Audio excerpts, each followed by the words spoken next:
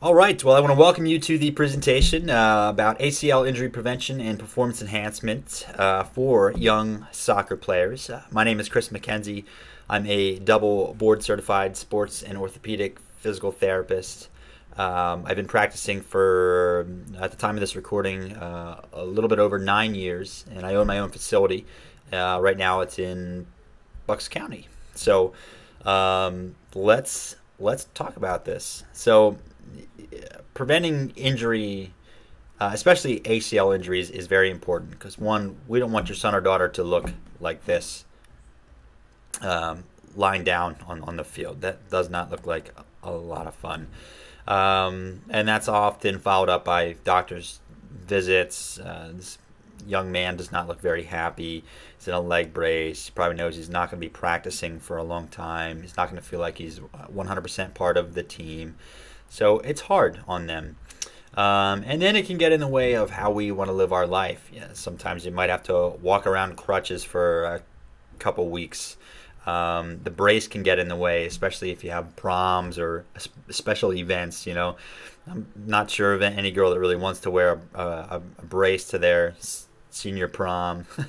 But this just goes to show you that injuries, and especially ACL injuries, can affect your way of life. It can affect how you walk, how you get around, time missed from school, time missed from practice, and it's just generally a pain in the butt. So if we can avoid that kind of stuff, that is great. A little bit more about me and my story. When I was in high school, I was a track and field athlete, and not to pat myself on the back or anything, but I was pretty fast. I was good. So this was my junior year. If you know anything about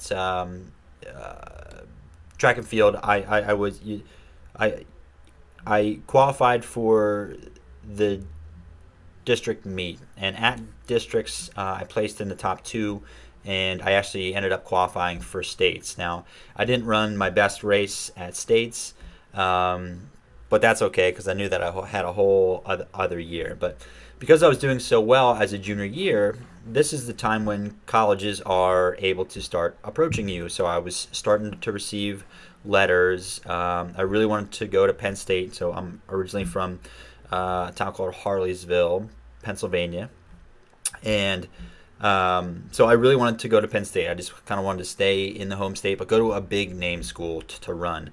I always had aspirations of running at a larger school and eventually making it to the Olympics. That was my goal. So fast forward a year later, springtime, the first two meets of the year, I qualified for districts, which is awesome. And then in that second meet, I was running the 100 meter, and I get about 20 meters into it, and I feel like something reaches into the back of my leg and just rips my muscle out. So I tore my hamstring. I was out for 4 to 6 weeks or so. The athletic trainer that I was working with did a great job on the hamstring. She stretched it out. She got it stronger. But when I got back on the track, I just really wasn't fast and explosive. So good thing I had already qualified for districts. So I got to districts. I placed, I think, maybe eighth place, eight out of 9, and I didn't play so well, so I didn't go to states. So all those big name schools, they kind of dropped away, and I was pretty disappointed. And so I was determined to run at a big school. So I did end up going to Penn State for college, and then I did end up walking on the team. And then about a couple weeks into it, maybe like a month or so, I tore my hamstring again. The same one. And the athletic trainer stretched and strengthened it, and it did improve, but I really didn't have my speed or my power back again. And at the time, I knew that I was going to be going to grad school for physical therapy, and I needed a job for money to take the GREs, and so I ended up stopping. I ended up quitting the track team, and I did not learn until I got to physical therapy school that I was I was bound to re-tear my hamstring over and over and over again. And I didn't know this when I was younger. I didn't know this in high school. And the trainer did not know this. And moms and dads did not know this. No one could tell me. So what was happening is that my hip flexors, or the muscles on the front side of my hip, were so tight that they were tilting or rotating my pelvis towards the front. Now your hamstrings attach on the back side of your pelvis, and what was happening is that my pelvis was rotating towards the front, and it was pre-tensioning or pre-stretching my hamstrings. So it wouldn't have mattered how strong or how flexible I ever got my hamstrings, they were going to re-tear again and again and again. And that stinks, man. That it's, sometimes hard to talk about, because that was my dream. Like I had hoped to be running in the Olympics, and my dreams were just kind of taken away because I didn't have the proper information going forward. So it is my goal now as a physical therapist that if I can stop the athlete from experiencing the same, not physical pain, but that will be great, but the same emotional pain that I had to go through of not achieving the level of success that I wanted, and the not achieving the level of success that they want or that you want for your child. If I can help people avoid that, that would be my goal. So that's kind of my story, and that's why I put together this presentation. So let's move on. Okay, so what actually is the ACL? Well, ACL stands for anterior cruciate ligament. Okay, it's located in the middle of your knee, and it gives stability. It prevents bones from sliding apart. So if we look at the image here on the right, the bone on the top is your femur, the bone on the bottom is your tibia, and this is an X-ray with a little image superimposed, on top of that. That little image is supposed to be your ACL there, but you can see the screws in the bone, one in the tibia and then one in the femur, and that's where the actual ACL is, and that's the orientation of the ACL right here, right there. That's the ACL. So if you can imagine, what that resists is the tibia. If it moves towards the left, so if the tibia slides towards the left underneath the femur, that's what the ACL resists. So it gives some good stability to the knee, and when it's not there, that tibia just kind of slides all around. So that is the ACL, the anterior cruciate ligament. It gives stability at the knee. So ACL injuries are on the rise in kids and teens. Now, ACL tears among players 6 to 18 years old have been increasing by 2.3% per year. And when you think of that percent, you don't think it's really much of a big deal. But when you consider the hundreds of thousands, if not millions of young athletes that play sports every year, that number is astronomical. That is a lot of ACL tears per year. Now in females, the peak age is 16. In males, the peak age is around 17. Now, they can happen before or after this, but generally the most of these are happening between 16 and 17 years old. Oftentimes what you'll hear is this quote here: "I was running on the soccer field in a game and my ACL just tore. It just popped. I just went down," said the 12-year-old striker. "I was just running with the ball and we were losing and I was trying to score." And that's oftentimes what you'll hear. These non-contact type injuries. All by myself, tried to cut, and then all of a sudden my knee twisted or it popped and a problem happened. So why do ACL injuries happen? Well, they are multifactorial. There's a lot of reasons.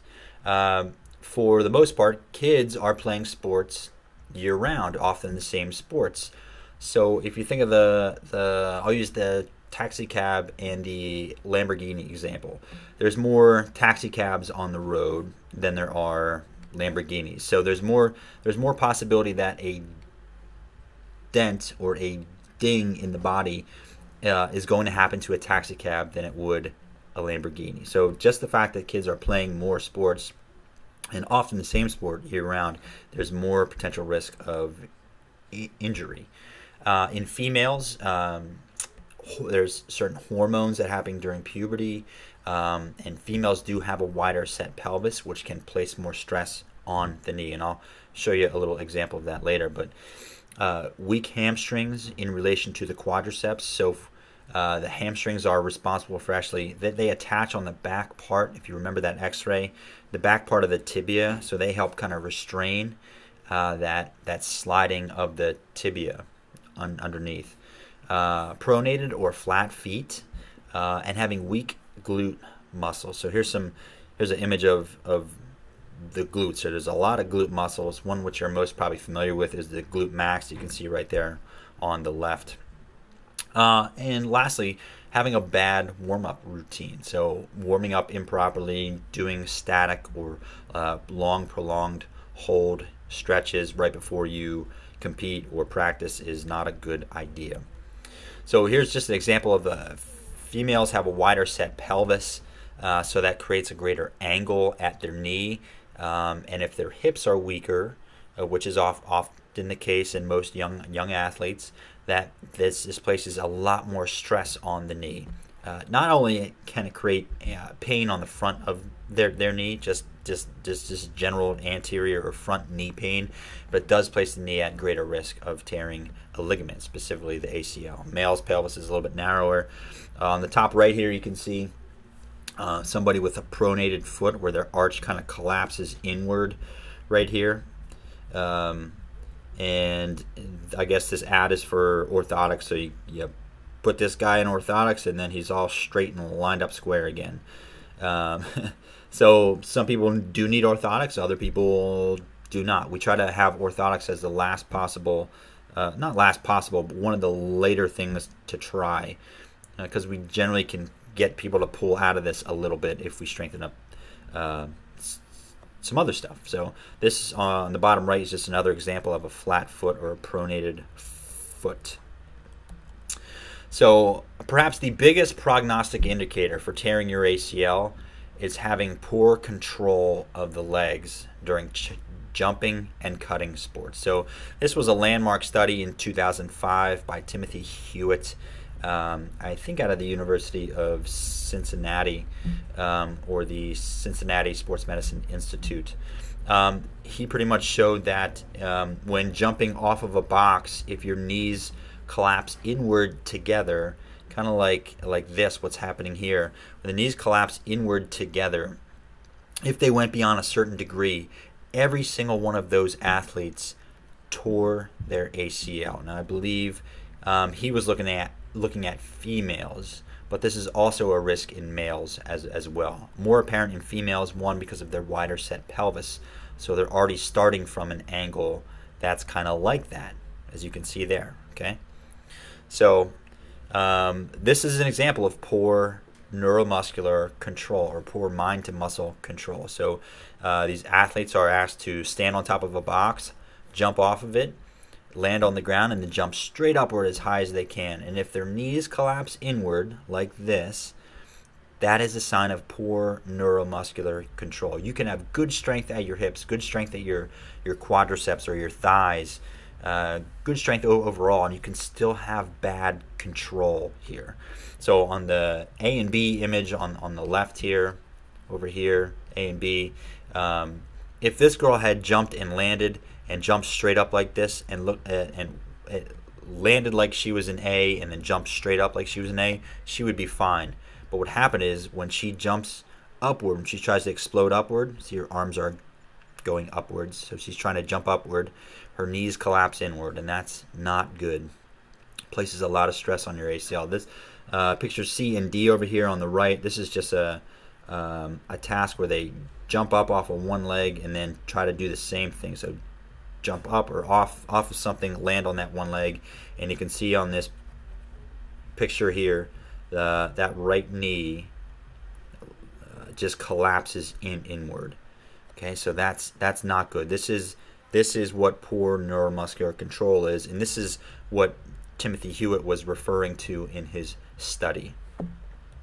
Okay, another way you can look at this is just ask somebody to squat. So if you're the mom or dad that's watching this, and you you want to kind of quickly screen if your son or daughter might be at risk, just kind of have them stand on one leg and squat. And if they look like girl A in this picture on one leg or on two legs, if they kind of squat with their knees coming inward, or if they jump with and their knees collapse inward, then that is going to put them more at risk of injury. So the girl on the left-hand side with the cone here, I'm not sure why the cone's in the front, but this alignment is way better on her right leg than it is on this leg. So this can be untrained, and then this will be trained. So A is untrained, B is trained. This is a picture that kind of puts it into perspective. So just having a little squat here, we want to see the pelvis be straight across, and then the hip, knee, and then the foot be in a straight line here. So pelvis be straight across, hip, knee, and foot be in a straight line. Unlike the counterpart here, the girl on the right, her pelvis is angled, her hip, knee, and foot are not in a straight line. Her kneecap is actually pointing to the side, it's pointing diagonally, it's pointing out this way. Whereas this girl is pointing straight out towards us. This one is kind of pointing towards the left here. Her right, our left. So this is not a good position. Okay, another issue is with cutting. So this guy jumped off of this box, and then he was asked to kind of cut and jump to his right, our left. And if his foot stays planted, and if he rotates his upper body, his upper leg is going to rotate along with his upper body, and if his lower leg stays put, it's just going to twist and it's going to tear stuff. It most likely the ACL as well. So in the picture on the right here, he was taught more to jump and then turn his whole body, pivoting off of the foot, not getting stuck flat-footed, which often happens in sports when guys don't have a quickness or speed or explosiveness in their legs, guys or gals. And what happens is they get stuck flat-footed, and then they explode, and they look like the guy on the left here. So you want to train for quick feet. Okay, so why are ACL injuries so bad? Well, in addition to how much they may cost, as healthcare costs rise for the insurance company, so do your costs. Now, I don't have to tell you what's probably happening to healthcare costs in the recent future here, or in the recent past, and what you can foresee in the future. Healthcare costs are rising. So as their costs rise, so do your costs, right? Health insurance is owned by a bunch of people, and they have a certain amount of money that they want to make. So if their costs rise, they kind of pass those costs on to you in the form of higher deductibles, higher copays, and so the average ACL surgery can top more than $17,000 per injury. So that is a problem. There's also early onset of arthritis or osteoarthritis is associated with ACL tear, with prior ACL tears. So we all probably know somebody that has arthritis in their knee, whether it be our moms or dads, our grandparents. We know somebody, their knee's a little bigger, a little swollen, and they're limited in the stuff that they can do. They can't run like they used to. They can't walk as far as what they used to. And it really does impair their life. So arthritis can occur after ACL tear earlier in life than it would if you didn't have one. So it can really start to impact your life. So we want to take care of these. We want to try to prevent these injuries so they don't happen. There's also a 6 to 12 month process before you're returning to sport, and it's really a lengthy and intense rehab process, or at least it should be. It's a long process. Now, most athletes, they do take 2 years to get back to their baseline performance. Now, that can be a big problem. So most athletes will get back to their sport usually closer to the 1 year mark. Some take 2 years to get back to their baseline performance, or the performance that they had, and their biggest complaint is that they don't have confidence, or they fear re-injury in their knee. Now, this can be a problem if you are a junior or a senior in high school, right? If or even a sophomore, right? If these are your prime years to be showcasing to schools what you got. If you want to kind of help to get a athletic scholarship to get a good education, if you are down because of an ACL injury, remember they most commonly happen during 16 to 17 years old. If they happen during this time, you might be out for a year, and your performance might not recover until after you may have already graduated. So that's a problem. Okay, we need to curb this. We need to be able to stop this. So what can be done to prevent ACL injury? Should we encourage kids to play multiple sports and take time off to train? I think that's a pretty good idea. Kids that play sports year-round, the same sport they move the same way. Their movement patterns get ingrained, and if there's sloppy movement patterns, they're just going to be their body's just going to move. As they get stronger and they go to these training courses or programs out there, they're just going to be putting strength on top of dysfunction, and it's not going to be a good thing. So more injuries happen to kids that play. So more dense in the taxi cab, but also they move the same way over time. And if it's a poor way to move, there's a greater risk that injury would happen. Do we stop puberty from happening? Can't do that, right? Should we strengthen the glute muscles, the hamstrings, and the quadriceps? Yes, we should. Can we change their bony structure with hammers and saws? No, we can't do that. Do we teach athletes how to properly jump, land, and cut? Yeah, we can do that. Do we show them how to warm up better? Sure as heck can. Okay, we can do all that stuff. So as part of encourage kids to play more and other sports, I am not a father at the time of this recording.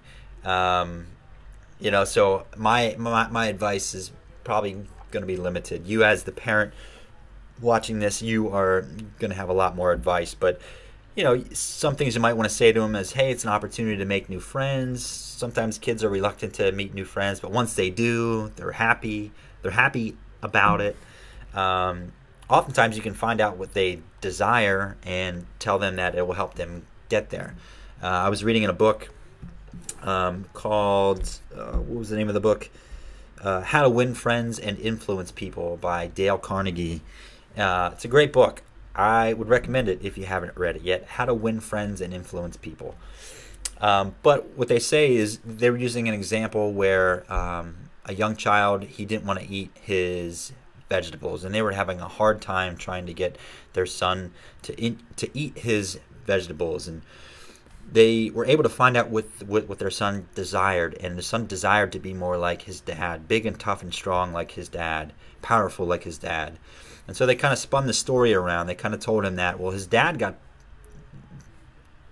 big and powerful and strong because he ate vegetables. So, and then eventually their child started to eat vegetables because he wanted to be just like his dad. Well, if that's what his dad did, then that's what he's going to do too. So I don't know, you can take that or you can leave it. So we can strengthen some muscles, the glutes, and here's a couple exercises that will give you the most bang for your buck. And they are working the glutes into hip abduction and any muscle, the muscle groups that are going to work these lateral hip muscles to help keep your knee from, or your thigh from, collapsing inward.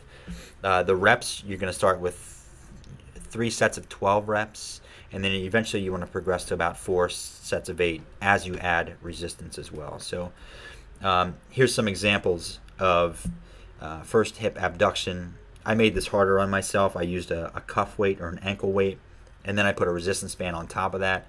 I wouldn't start with that. I would start with absolutely nothing. And then you can start adding some weight here. So I'm kicking straight up and a little bit towards the back. This is the next one. It's called a side plank with hip abduction. My leg does the same thing, but I'm keeping my body completely straight and kicking up and towards the back. This is how to make it easier. You kind of get a plank on your knees, and then you can straighten your leg out from there. You can even just hold a plank on your side. That's going to work your hip muscles too. But then you have to include something like this to strengthen up your glutes, your glute medius, hip abductors. And this is just a band walk. Going out to the side. Just in a little squat and just stepping to one side. Yeah, baby. Feels good. You should feel that on the outside of your hip. You should feel all of these on the outside of your hip.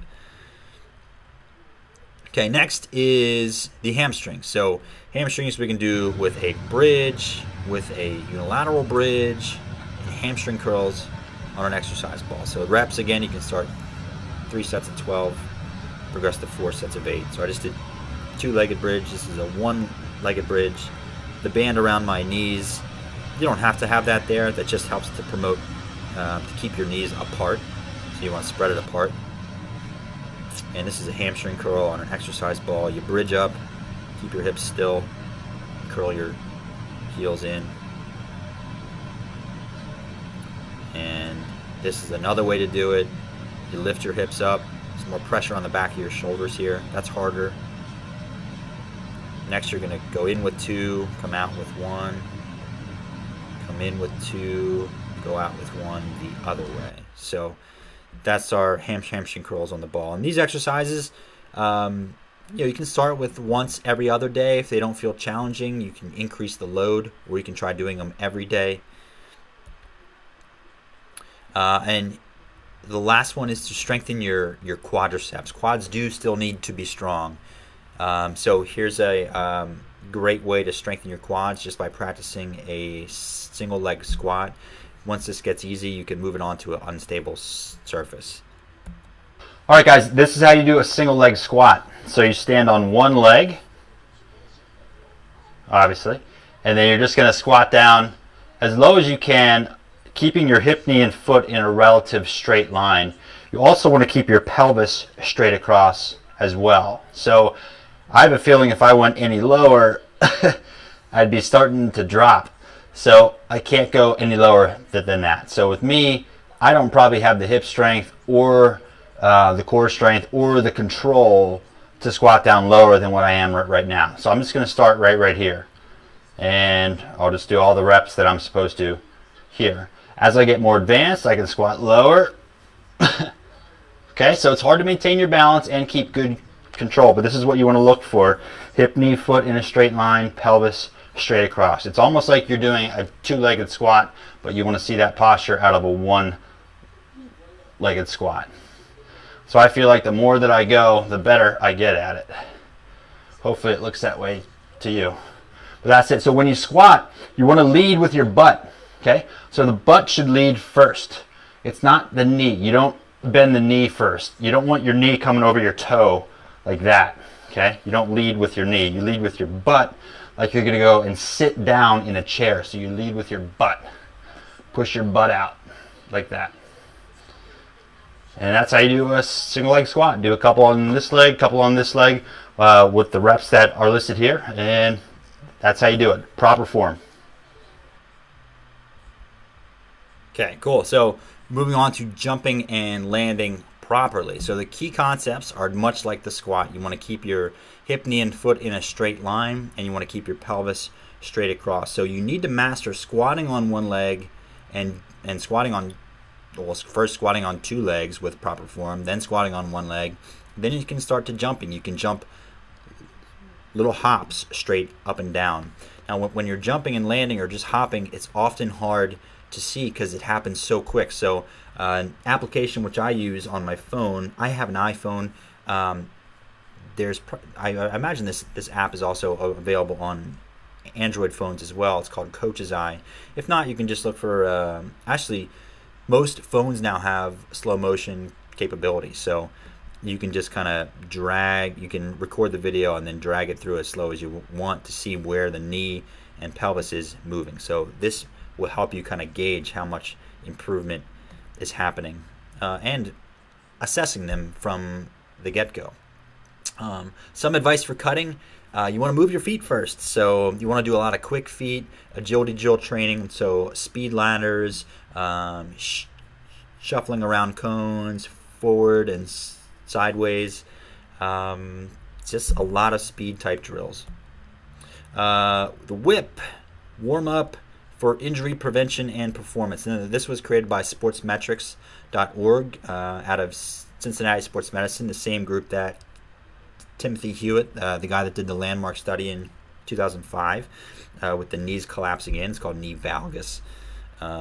So they created this warm-up routine, and we want to do dynamic warming up as opposed to static stretching. So a lot of leg swings, forward and backward, like leg kicks to stretch out the quadriceps and the hamstrings, and leg kicks out to the side to get the adductors or the groin, and then across your body the other way to get the glutes. So you want to do more of a dynamic warm-up, a jumping kinds of warm-up too, to work on proper control. So it should include jumping and landing and quick feet drills. So this can be started at any age. There are certain things that you'll need to do with younger groups that you wouldn't have to do with older groups, or vice versa. So if you have tight muscles, it's okay to statically stretch, but then you need to follow that up with a dynamic warm-up. So there are some things that certain groups need and others that certain groups do not need. So I'd be more than happy to answer any questions that you guys have about that. So what to do if an injury happens? Well, here's your action plan. You want to ice as soon as you can, and keep icing until someone tells you not to. The body tries to heal an injury. It brings in so many red blood cells, white blood cells, macrophages, everything to fix what it happened. Now, if it can be fixed, it goes on overkill. So that's why we see swelling after ankle sprains, knee sprains. So ice as fast as you can until someone tells you not to. Keep the injured area and areas around it gently moving. So if you hurt your knee, you can do ankle pumps at your ankle. You can kick your leg out to the side a little bit towards the back. You can gently try to bend and straighten your knee. And then, we're biased. You can call or text us. We are oftentimes the first people. If we're on the sideline of a game, we are often the first ones there. So if we're acting as the trainer, we're often the first ones there. We can assess, but likely we're not going to be everywhere that you are. So we would love to have the opportunity to examine you and take care of you. And oftentimes, it's so much easier to get to us than it is to see an orthopedist. So sometimes it's really hard to get in to see them. So I can examine you. My team here at McKenzie Sports can examine you and see if you need to see a physician or not, or if you just need some basic rest ice compression and therapy type exercises to kind of get you over the hump. So we are definitely trained in that. So somewhere on this page there will be a link. If you have any questions, you can opt into the opt-in form. There might be a link here to schedule an appointment with us immediately. You can go to this link and schedule there. But I would definitely encourage you to call us if you have any questions after watching this. And I love meeting with coaches and parents and discussing them, actually going through the proper way to warm up. Most coaches or new coaches that are just moms and dads, they don't know the proper ways to warm up. And I would love to be able to teach you some simple ways that you can implement with your team to just make sure you're doing everything that you can to prevent injuries. So injuries do happen. We know you can't prevent 100% of them, but we can definitely try to reduce the percentage that are happening. So thank you very much for listening to my spiel. Again, I'm Chris McKenzie, board certified sports and orthopedic physical therapist, and I am very, very grateful that you watched this whole thing. If you have any questions, feel free to text us or call us, or enter your name information into this email so we can give you some more information about this. Thank you very much.